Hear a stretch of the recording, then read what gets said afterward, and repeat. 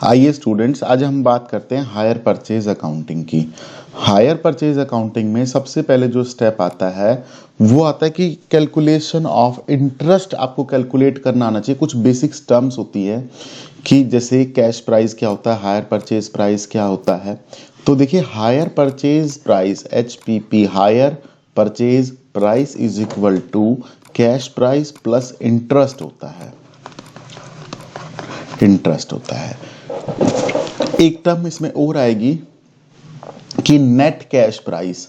Net cash price, net cash price जो होता है वो होता है कि cash price CP, cash price minus में डाउन पेमेंट, DP जिसको बोलते हैं, डाउन पेमेंट बोल लीजिए, डिपॉजिट्स बोल लीजिए, इनिशियल पेमेंट बोल लीजिए, इनिशियल अमाउंट बोल लीजिए, और amount at the time of signing the agreement of hire purchase, आप वो बोल लीजिए। मतलब जब आप प्रोडक्ट को परचेज कर रहे हैं, कोई गुड्स को परचेज कर रहे हैं या बायर परचेज कर रहा है, उस टाइम इमीडिएट जो पेमेंट होती है उसको डाउन पेमेंट बोलते हैं। तो इसमें सबसे पहले एक केस मैं आपको डिस्कस करने जा रहा हूं। उसमें एक ऐसा बोल सकता है कि इंस्टॉलमेंट टुगेदर विद इंटरेस्ट, या तो कुछ ऐसा बात करेगा या आपको क्वेश्चन में सिर्फ ये 4 इंफॉर्मेशन दी होगी, 1, 2, 3 एंड डाउन पेमेंट की 4। तो आपको ये कैलकुलेट करना है कि आपका इंटरेस्ट अमाउंट कितना है एनुअली, और या आपका इंटरेस्ट रेट क्या है, और या फिर आपका कि जो इंस्टॉलमेंट जाएगी उसमें इंटरेस्ट का अमाउंट कितना है। आपको एक चीज आनी चाहिए, उस बिल्कुल क्लियर पता होना चाहिए कि हमारी इंस्टॉलमेंट कितनी है। इंस्टॉलमेंट जिसको हायर परचेज इंस्टॉलमेंट बोलते हैं, इंस्टॉलमेंट कितनी है और उसमें जो हमारा कैश का पोर्शन कितना है और इंटरेस्ट का पोर्शन कितना है। ये दोनों पोर्शन क्लियरली पता होने चाहिए।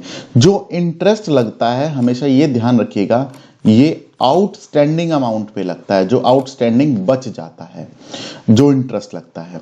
फॉर एग्जांपल कि आपको ये दे रखा है और आपको कैलकुलेट करना है, या तो इंटरेस्ट का रेट इसमें गिवन ही नहीं है क्वेश्चन में, या फिर इंटरेस्ट का अमाउंट इन एवरी इंस्टॉलमेंट, या आपको ये भी इसमें कैलकुलेट करना है कि इंस्टॉलमेंट कितने की है, हायर परचेज इंस्टॉलमेंट जिसमें कि इंटरेस्ट भी एडिड हो।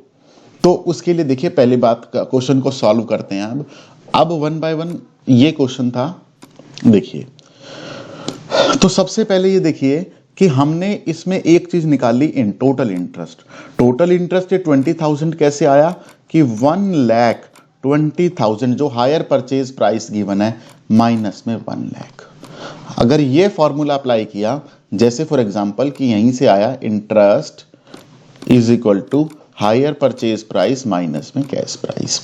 अब इंटरेस्ट तो हमें पता लग गया कि 4 साल का 20,000 रुपए है, लेकिन हमेशा लगता ये है आउटस्टैंडिंग अमाउंट पे। तो आउटस्टैंडिंग अमाउंट, अब ये देखिए, ये कहता है कि 4 साल में या ईयरली इंस्टॉलमेंट टोटल 4 इंस्टॉलमेंट पे करेगा।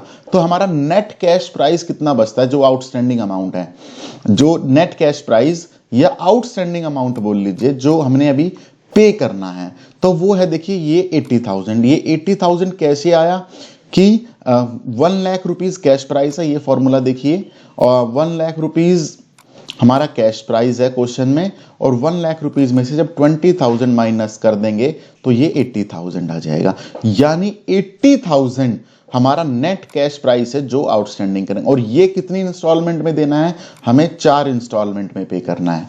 तो जब 80,000 को 4 से डिवाइड करेंगे तो 20,000 तो आ गया इंस्टॉलमेंट का अमाउंट, जो कि, या ये बोल लीजिए amount of cash price in instalment, कि ये तो वो प्रिंसिपल का पैसा है, आउटस्टैंडिंग पैसा है जो हम कैश प्राइस में डिपॉजिट करेंगे, ये वाला पैसा। अभी इंटरेस्ट का कैलकुलेशन तो अभी करना है। अब देखिए, अब पहली बात ये आती है कि हमारा फर्स्ट ईयर में जो टोटल आउटस्टैंडिंग है, अब वो है ईयर 1 का 80,000। फॉर एग्जांपल मैं एक डेट मैं आपको ये बता रहा हूं कि आउटस्टैंडिंग अमाउंट आया कैसे।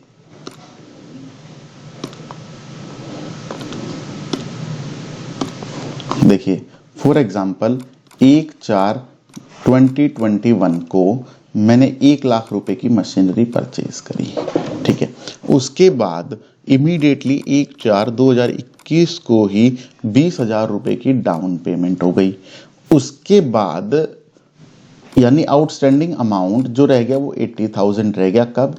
1/4/2021 को। लेकिन उसने ये बताया कि प्रिंसिपल में नेट कैश प्राइस में हम जो अमाउंट जमा कर रहे हैं हर साल 20,000 रुपये जमा कर रहे हैं। तो जब यानी 31 मार्च 2022 को हम 20,000 रुपये सबमिट कर देंगे तो नेक्स्ट ईयर में आउटस्टैंडिंग अमाउंट रह जाएगा 60,000। ये कब का बैलेंस है? 1 अप्रैल 2022 का। उसके बाद फिर क्या हुआ? एक साल तक ये अमाउंट रहा हमारे पास और हमने 31 मार्च 23 को फिर 20,000 रुपये सबमिट कर दिए। तो फिर क्या हुआ कि ये 40,000 रह गया।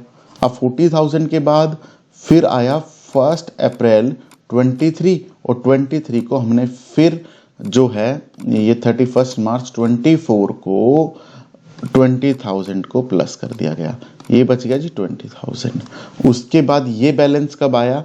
ये बैलेंस आया 1 अप्रैल 24 को और 31/3/25 को हमने ये 20,000 भी